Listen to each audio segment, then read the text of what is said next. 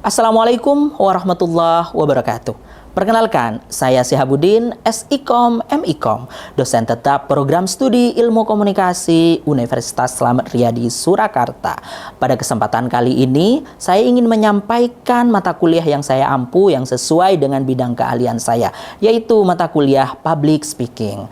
Mata kuliah ini ditunjukkan untuk mahasiswa Prodi Ilmu Komunikasi semester 1 dengan kode mata kuliah 23410505 dengan bobot 2 SKS, dan mata kuliah ini diselenggarakan dalam 16 kali pertemuan tatap muka dengan rincian 14 kali pertemuan materi dan praktek serta 2 kali pertemuan masing-masing ujian tengah semester dan ujian akhir semester. Mata kuliah ini membahas terkait dengan definisi, manfaat, jenis-jenis, dan metode public speaking, aspek komunikasi nonverbal dalam public speaking, etika public speaking dan memahami audien, persiapan dan penyajian public speaking, serta meningkatkan kepercayaan diri saat melakukan public speaking. Tidak hanya itu, sebagai ilmu aplikatif, mata kuliah ini menekankan pada praktek public speaking secara langsung, baik secara offline maupun secara online. Adapun capaian pembelajaran lulusan atau CPL Prodi pada mata kuliah ini meliputi CPL 2, CPL 4, CPL 7, dan CPL 10 yang telah tertuang dalam RPS dan telah divalidasi oleh Kaprodi dan gugus pengendali mutu Prodi. Capaian pembelajaran mata kuliah ini diharapkan yaitu CPMK 1, mahasiswa mampu menjelaskan ruang lingkup public speaking. CPMK 2, mahasiswa mampu mengklasifikasikan komunikasi verbal dan nonverbal dalam public speaking. CPMK 3, mahasiswa mampu menganalisis etika public speaking. CPMK 4, mahasiswa mampu mengukur dan merancang persiapan dan penyajian public speaking.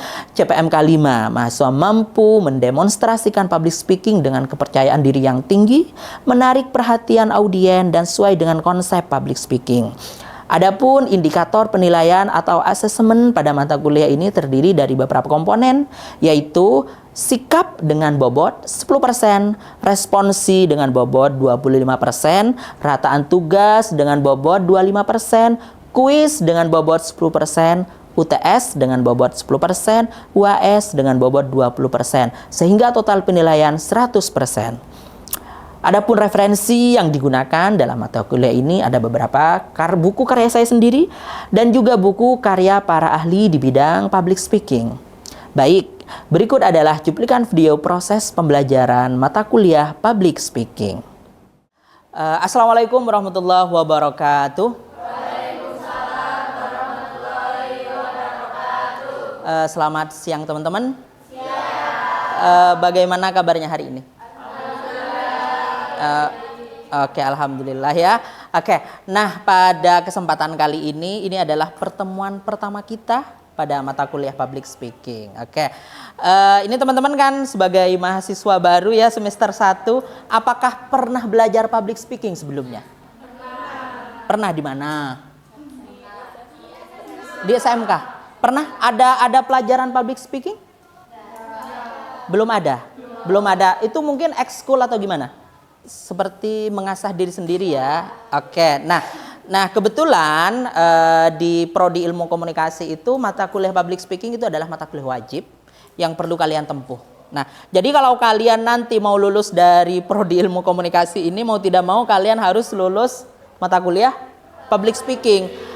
Kalian lulus mata kuliah semua mata kuliah pilihan yang kalian ambil. Tapi kalau kalian tidak lulus mata kuliah Public Speaking, kalian tetap tidak boleh skripsi.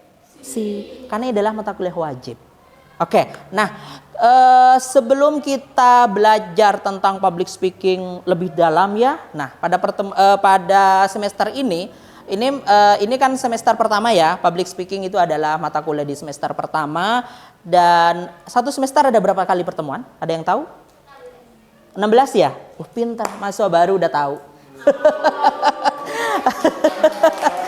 Mungkin ini ya udah tanya-tanya sama kakak kelasnya gitu ya. Oke, nah ada 16 kali pertemuan dan ada berapa SKS public speaking ini? Ada yang tahu? Dua SKS. Oke. Public speaking itu ada dua SKS. Jadi selama 1 minggu itu kalian harus belajar public speaking selama 2 SKS. Nah, untuk belajar lebih jauh terkait dengan public speaking yang begitu banyak, ini dan itu dan sebagainya. Nah, yang pertemuan pertama kali di sini saya akan memberitahu atau mengajar pada kalian pengantar public speaking dulu. Kita ibaratkan, oke, apa itu public speaking? Dari sini kita sudah bisa meraba-raba. Public speaking itu terdiri dari 2 kata. Yang pertama itu adalah public, yang kedua adalah speaking. Nah, sebenarnya public dan speaking itu adalah 2 kata berbeda yang memiliki makna yang berbeda. Tapi jika disatukan akan memberikan pemaknaan yang berbeda pula. Apa itu public? Ada yang tahu public itu apa?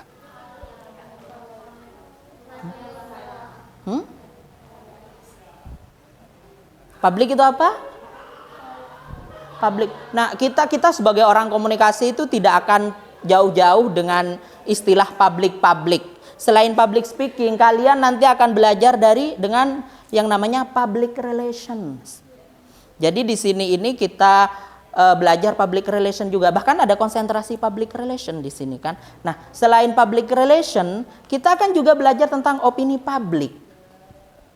Jadi karena memang komunikasi itu adalah bagaimana berkomunikasi itu luas banget gitu. Tapi dengan public speaking itu ya berbeda dengan komunikasi, tapi bagian dari komunikasi. Nah, jadi di sini apa itu public? Ada yang tahu public apa? Saya mau tanya. Salah juga nggak apa-apa, namanya juga mahasiswa baru kan. Apa itu public? Public? Masyarakat umum. Oke. Namanya siapa mbaknya? Lucy. Tepuk tangan untuk Lucy. Oke. Di sini ada bagian sini ada yang mau jawab public itu apa? Halayak luas. Oke. Nah, ini public. Public itu adalah secara umum, maknanya itu adalah halayak luas, masyarakat umum dan sebagainya. Intinya public itu adalah sekumpulan orang. Terdiri dari banyak orang.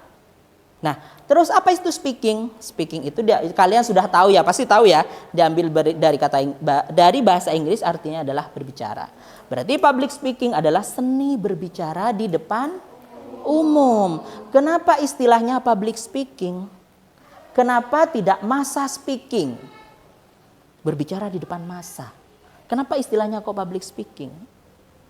Karena kenapa istilahnya public speaking? Bedanya public dengan massa adalah massa itu adalah sekumpulan orang. Wow, nggak apa-apa, intermezzo. Oke. Massa itu adalah sekumpulan banyak orang yang dimana dari orang-orang tersebut itu kita tidak ada hubungan emosional dengan kita. Itu adalah massa. Berbeda dengan publik. Sedangkan publik itu adalah sekumpulan orang yang ada hubungan emosional dengan kita. Ada kedekatan. Misal public speaking, kita berbicara dengan publik. Publik kita itu siapa? Misal saya di sini berbicara di depan kalian, apakah saya melakukan public speaking? Ya. Kenapa? Ada hubungan emosional. Karena ada hubungan gitu. Kalian di sini adalah mahasiswa dan saya sebagai seorang dosen. Itulah kenapa ada istilah public relations. Hubungan antar publik. Dan ada publik internal, ada publik eksternal. Publik itu ada hubungan emosional. Hal ini berbeda dengan massa, gitu ya. Nah, oke, kita lanjut. Kalian tahu ini siapa? Soekarno itu siapa? Oke, Presiden pertama Indonesia. Beliau dikenal sebagai singa podium. Jika beliau berbicara di depan umum, orang-orang itu bisa bersemangat berapi-api mendengarkan apa yang beliau sampaikan. Beliau adalah salah satu orator ulung, public speaker yang luar biasa. Banyak orang-orang tokoh-tokoh dunia itu adalah public speakingnya bagus. Gitu. Bahkan menurut saya jika Anda menjadi seorang tokoh, salah satu kemampuannya itu adalah kemampuan public speaking yang bagus. Itu kayak tuntutan loh teman-teman. Ya, benar. Ini kalau kalian melihat capres itu, calon presiden, calon gubernur, salah satu yang dinilai oleh masyarakat apanya? Public speakingnya saat debat. ngomongnya kok kayak gitu, kok kayak gini gitu. Padahal ide gagasannya itu bagus, tapi karena memiliki kemampuan public speaking yang kurang bagus, akhirnya masyarakat memberikan catatan, wah ini kurang menarik, gitu kan ya. Ya, oke, kita lanjut ke slide selanjutnya. Oke, sekarang kita belajar retorika dan public speaking. Sudah ada pernah dengar istilah retorika? Belum pernah? Pernah dengar lagunya Iwan Fals itu? Hah? Wakil rakyat yang gitu? Ada kata retorikanya kan? Ya. Kenapa? Oh, karena kalian Gen Z. Kalian Gen Z ya? Bukan zamannya ya. Oke, saya jelaskan apa itu retorika. Oke, di sini retorika itu disebutkan adalah bertolak pada pemikiran bahwa manusia dapat menggunakan perasaan atau pendapat yang umumnya benar. Terus selain itu adalah the art of speaking. Retorika itu adalah seninya. Dalam public speaking itu adalah seninya. Kalau istilah dalam masakan, retorika itu adalah bumbunya. Jika sayur tidak ada bumbu, rasanya hambar, nggak enak kan? Nah, sama dengan public speaking. Public speaking tanpa retorika itu seperti hanya apa? Radio rusak. Jadi nggak menarik. Tapi dengan adanya public speaking bisa enak didengar. Nah, itu adalah retorika. Terus itu public speaking. Ini saya mengambil dari bukunya Fitriana Utami Dewi. Beliau salah satu praktisi public speaking, juga beliau dosen saya dulu.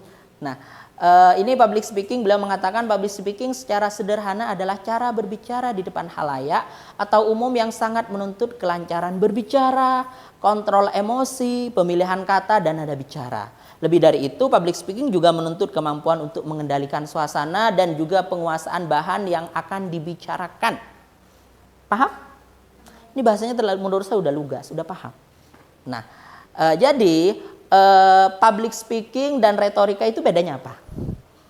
Kalau teman-teman baca di sini dari definisi ini, bedanya apa? Public speaking dan retorika. Oke? Oke, terus kalau public speaking gimana? Kalau retorika itu adalah seninya, kalau public speaking adalah actionnya, benar. Seperti yang saya katakan tadi, bahwasanya ibaratkan masakan, public speaking itu adalah masakannya dan retorika itu adalah seninya. Maka dari itu retorika itu digunakan dalam public speaking. Public speaking tanpa retorika itu seperti hanya radio rusak. Jadi hambar. Nah, berbedanya lagi, retorika ini tidak hanya terletak pada public speaking, tapi juga di berbagai jenis komunikasi. Misal jadi komunikasi antar pribadi, itu ada retorikanya, ada seninya. Bahkan dalam nulis pun itu ada retorikanya. Nah, gitu ya teman-teman ya. Oke, ada pertanyaan di sini? Atau mau saya lanjut? Lanjut saja dulu ya, kalau ada pertanyaan nanti disimpan ya. Nanti bolehlah bertanya teman-teman, apapun, karena ini adalah pertemuan pertama, jadi pertanyaan itu adalah random. Bolehlah seperti apa gitu. Mungkin pertanyaan teman-teman yang teman-teman sampaikan sekarang bisa dijawabannya adalah di pertemuan selanjutnya. Tapi akan saya jawab saat ini, gitu ya. Oke, kita lanjut ke slide selanjutnya. Kita ke manfaat public speaking. Nah, kenapa public speaking itu wajib dipelajari, khususnya bagi mahasiswa ilmu komunikasi? Nah, karena apa? Public speaking itu manfaatnya banyak sekali teman-teman. Banyak sekali. Misal yang pertama, di dalam instansi apapun itu pasti membutuhkan kemampuan public speaking yang bagus. Minimal dalam memimpin apa? Memimpin bawahan. Iyalah, mesti atasan dipimpin. Minimal memimpin rapat. Minimal memimpin rapat itu juga kemampuan public speaking. Ada nggak kalian ketua organisasi kalian yang public speakingnya nggak bagus? Ada. Males kan ikut rapat kan? Ya, kadang ini mau nyampain apa juga gitu kan ya. Ya, makanya di instansi apapun itu butuh dengan yang namanya public speaking. Apalagi instansi pendidikan, ya kan? Nah, saya mau tanya teman-teman. Dulu kalian waktu SMA, ada nggak guru kalian itu sebenarnya pintar tapi tidak memiliki kemampuan untuk mempintarkan orang? Ada. Ada. Itu kenapa?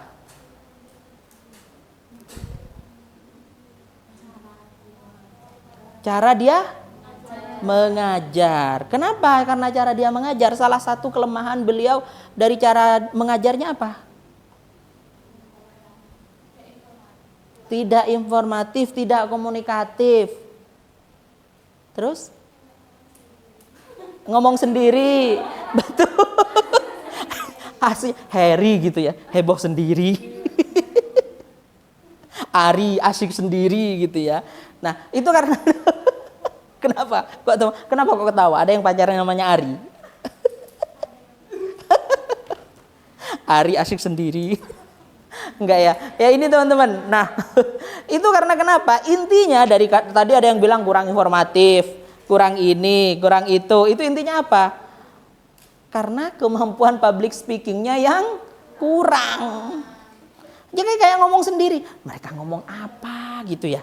Padahal itu materinya bagus. Beliau itu pintar. Tapi karena kenapa? Kemampuan public speakingnya yang kurang. Betul kan? Maka dari itu kalau kita mau jadi guru, jadi dosen, itu pasti salah satu yang dinilai itu adalah micro teaching. Bagaimana mereka itu mengajar. Dan di micro teaching itu salah satu yang dilihat adalah bagaimana dia berbicara di depan siswanya. Itu public speaking, gitu ya. Oke, instansi pendidikan. Ya udah di pendidikan tadi ya. Oke, yang kedua keagamaan. Teman-teman, kalian suka dengerin ceramah enggak? Ceramah agama? Mama kalian setidaknya. Iya. Dia siapa? Ustadz Abdul Somad. Satunya siapa? Halis Basalama. Siapa lagi? Mama Dede. Hanan Ataki. Yang muda-muda sukanya yang Hanan Ataki gitu ya. Ya. Karena isinya Mama Dede ya. Nah, itu kalian tahu nggak kenapa beliau itu para pendakwah itu begitu populer? Tahu nggak kenapa? Public speakingnya bagus dan memiliki ciri khas masing-masing. Menarik gitu ya. Karena gini teman-teman, banyak orang yang memiliki kemampuan agama yang bagus, ilmu agamanya yang tinggi, tapi beliau tidak memiliki seni public speaking yang bagus, jadi pesan kurang tersampaikan. Orang kurang tertarik. Itulah pentingnya public speaking di sini. Oke. Terus selain itu di bidang sosial. Manfaat public speaking di bidang sosial, ada yang mau tanya? Ada yang mau menjawab? Di bidang sosial? Di bidang sosial kemasyarakatan? Membuka relasi, oke. Bersosialisasi, oke. Sosialisasi masyarakat, seperti contohnya apa? Sosialisasi ke masyarakat, seperti ibu-ibu PKK. Nah, ibu-ibu PKK itu ada yang ceramah nggak? Ada yang, ya itu.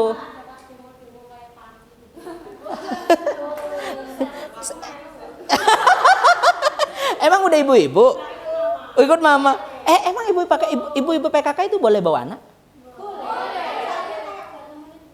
Oh gitu. Oh ayahnya Mbak RT, jadi ikut gosip juga nggak? Soalnya ya teman-teman ya, saya mau cerita intermezzo ya gini ya. Kalau ibu kos saya itu pulang dari pertemuan ibu-ibu PKK, apa yang informatif segala arah datang.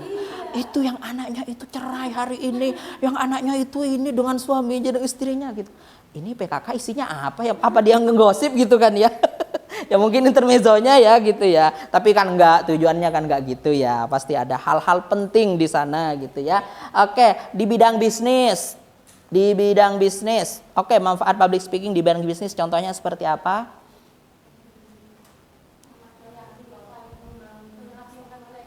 Kenapa? Meyakinkan klien, oke, misal saat presentasi ya. Oke, selain itu, namanya siapa?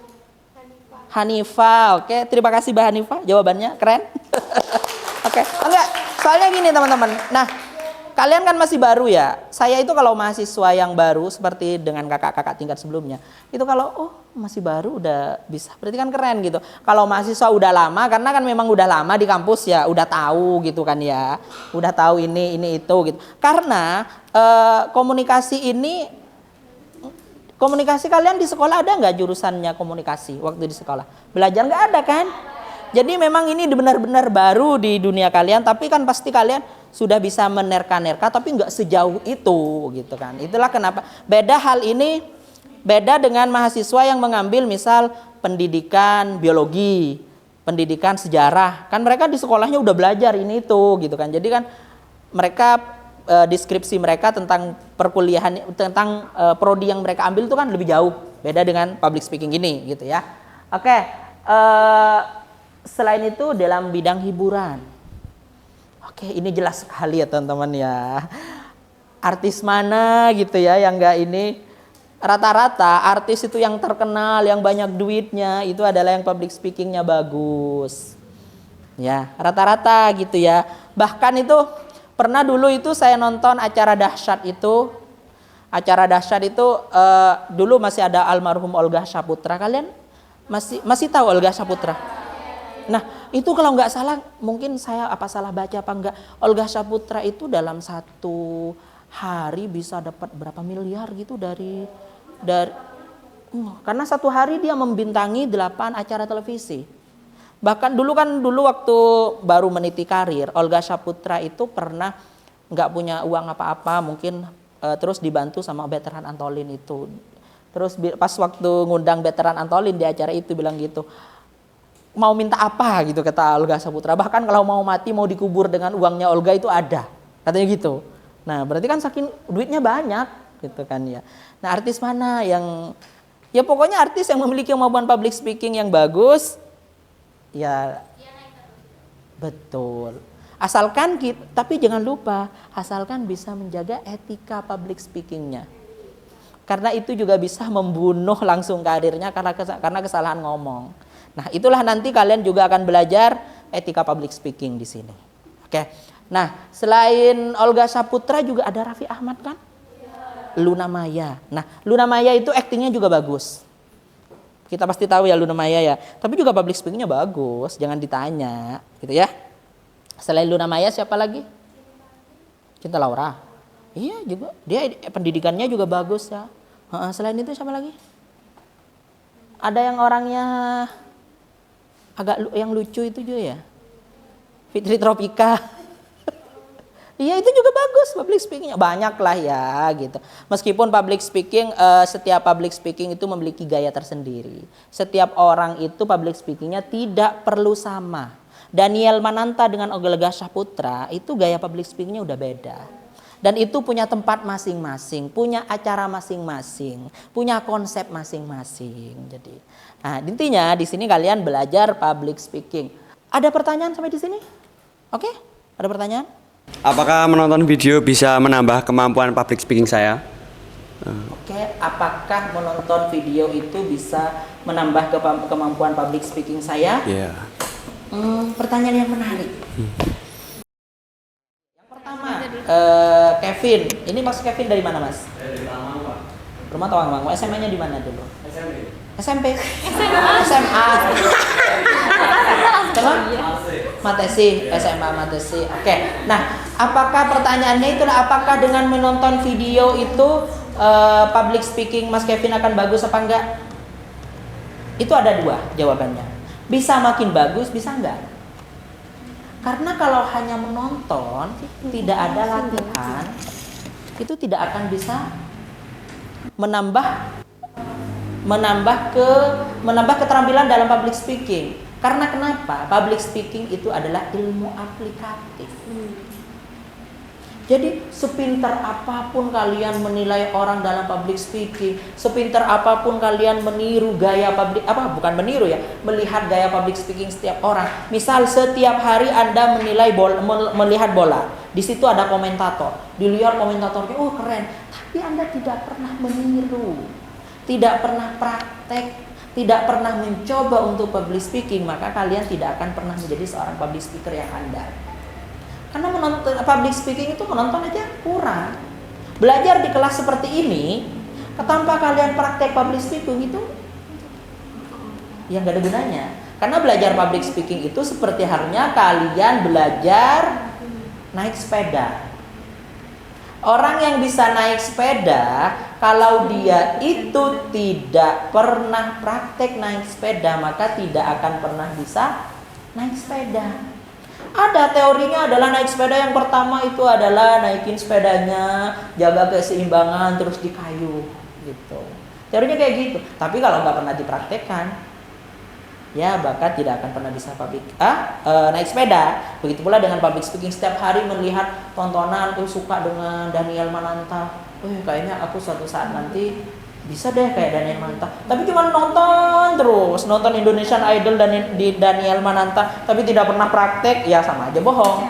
Gitu ya. Oke, itu jawabannya ya Mas Kevin ya. Nah, seperti yang saya jelaskan tadi, apa yang tidak butuh public speaking? Semuanya butuh public speaking dengan porsi, dengan gaya, dengan konsep dan sebagainya. Oke, selanjutnya public speaking. Oke, saya menjelaskan sedikit terkait dengan public speaking.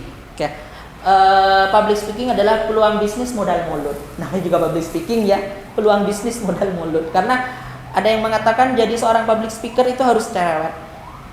Cerewet yang seperti apa dulu, gitu ya.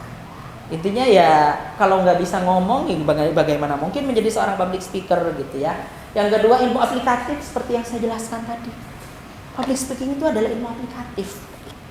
Kalau tidak dipraktekkan, tidak akan pernah bisa untuk melakukan public speaking. Yang ketiga, public speaking dan media massa. Wow, saat ini itu tentu ya kalau kayak media massa elektronik seperti radio, televisi, apalagi saat ini ada media online itu ya, ada podcast dan sebagainya, itu public speaking itu dibutuhkan. Public speaking dan teknologi digital.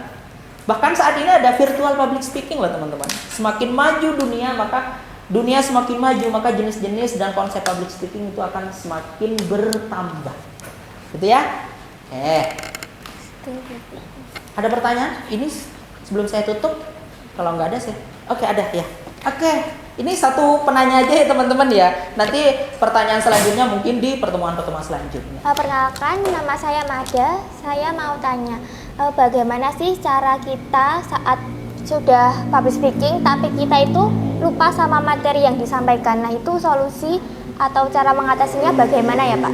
Oke, terima kasih pertanyaan yang sangat bagus dari Mbak Mada ya. Iya. Bagaimana saat kita public speaking tapi kita tiba-tiba lupa dengan apa yang akan kita sampaikan?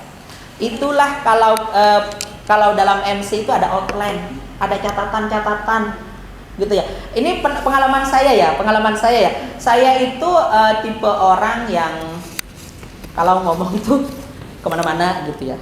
Nah, kalau saya kalau misal beberapa kali memang pernah disuruh ceramah agama, pernah disuruh MC, pernah disuruh ngomong tentang apa. Kalau tip dan trik dari saya membuat catatan kecil. Saya bakalan ngomong apa, A apa, B apa, C apa, D apa. Jadi terkonsep. Gitu. Itu sebenarnya pegangan lah. Saya akan ngomong apa. Tapi nanti kalau ada udah yang tanya duluan, saya menjelaskan tentang ini. Nah, ini sudah dijelaskan tadi, ya udah coret gitu ya. Ini udah. Itu pentingnya disebut dengan outline. Kita bikin catatan gitu. Itu penting sekali gitu kan. Ya, itu kalau tip dan trik dari saya. Kalau kita, iya ya saya mau ngomong ini. Oke, teman-teman, karena sudah selesai perkuliahan ini adalah pertemuan pertama kita. Semoga pertemuan selanjutnya semakin seru. Karena di pertemuan selanjutnya saya akan minta kalian yang melakukan public speaking dan saya akan nilai dan teman-teman akan menilai semuanya di sini ya. Oke, akhirnya dari saya mohon maaf jika ada kesalahan baik dari perkataan maupun perbuatan. Assalamualaikum warahmatullahi wabarakatuh. Waalaikumsalam warahmatullahi wabarakatuh.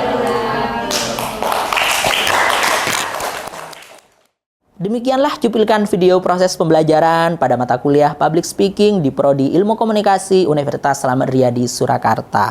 Video ini digunakan sebagai salah satu syarat penyusunan dokumen pernyataan diri dosen dalam unjuk kerja Tridharma Perguruan Tinggi Sertifikasi Dosen.